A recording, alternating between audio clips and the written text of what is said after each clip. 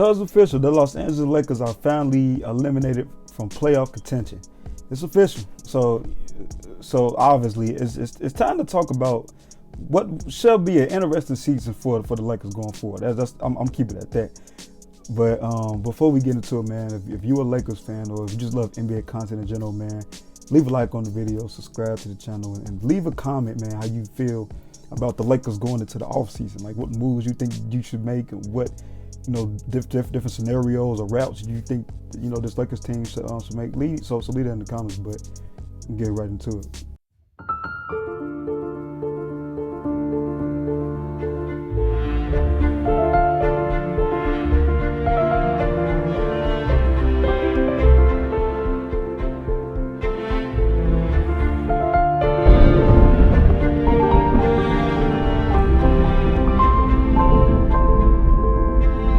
Lakers. Where do we even start with the Los Angeles Lakers? Like, disappointed season, as everybody know. Everybody expected, this team to at least be in the playoffs. And of course, when you have the likes of LeBron and Anthony Davis, it seemed like every year with that you expect them to make it to the finals, get to the playoffs, and make it to the finals. But this team couldn't even get into the play-in. So this whole season has been it's been terrible. It's been frustrating. I know for Lakers fans, it's been frustrating for you guys. But looking forward, I think it's important to look forward and talk about certain avenues this team could possibly explore going into the offseason. First of all, you got to figure out, what you want to do with Westbrook. Now personally, I'm gonna make another video, like, detailing that even more with Russell. But I'm just gonna go over little points when it comes to Russell. But Russell is making $47 million for next year. We're making one of the most negative value assets this offseason. Teams will naturally want an asset just to take him on, but the Lakers are severely limited in stuff to offer. The real question is, what kind of concessions are the Lakers willing to make to get rid of him? And like I said, I'm gonna make a separate video going to more depth with Russell and different scenarios the Lakers could possibly take, as far as like trading them. But needless to say, Russell is probably not going to be on this Lakers team next year. It's time to move on from him. But but also too, when talking about the Lakers offseason, I think it's important to mention that you're gonna have to talk about LeBron extension.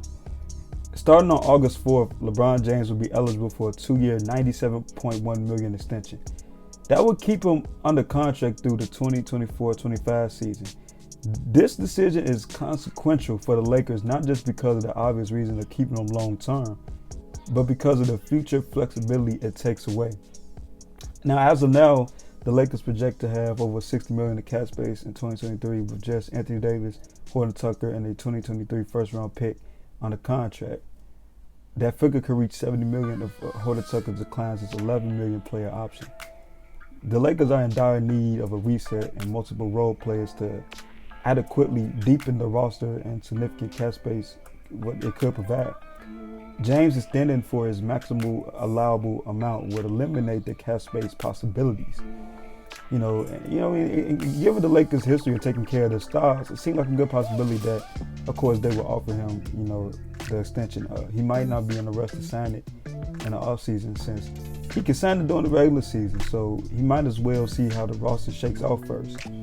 Not signing the extension could put a lot of pressure on the organization to mold the roster in a way, of course, James sees fit. And obviously, and too, that's funny because it kind of brings up a next important point that the Lakers are going to have to focus on, and something that they're going to have to think about is, how in the world is you going to fill out the rest of the roster? Assuming they continue to operate over the luxury tax, the Lakers, they're going to have $6.4 million taxpayer mid-level accession as their largest means to upgrade the roster. They need to target the best players available, with it. But there's a possibility that they, prioritize utilizing the accession to, resign Malik Monk. Without it, the most they can offer Monk is a starting salary of $2.5 million with his non-bird rights. it's very possible they could outbid for a month by a team. They could get outbid for a month by a team, offer him the full non-taxpayer mid-level exception, projected at 4 years, $44.5 million.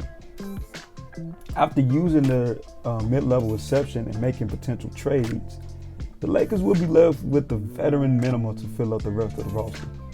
Seeing how rostering 10 minimal players is not a recipe for success, any deal that liquidates Westbrook into several inexpensive role players is vital.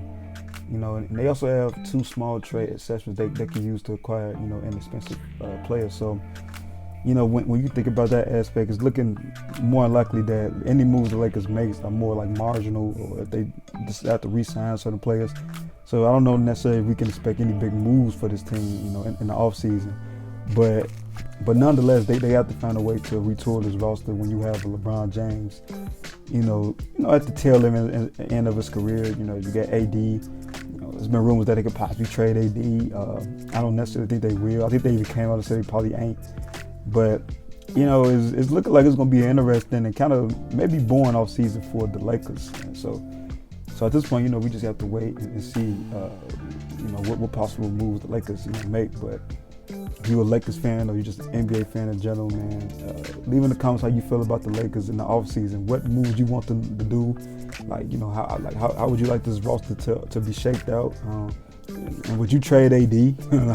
So leave all that down below. But like always, like and subscribe to the channel, man. But pretty much it for me. Yeah.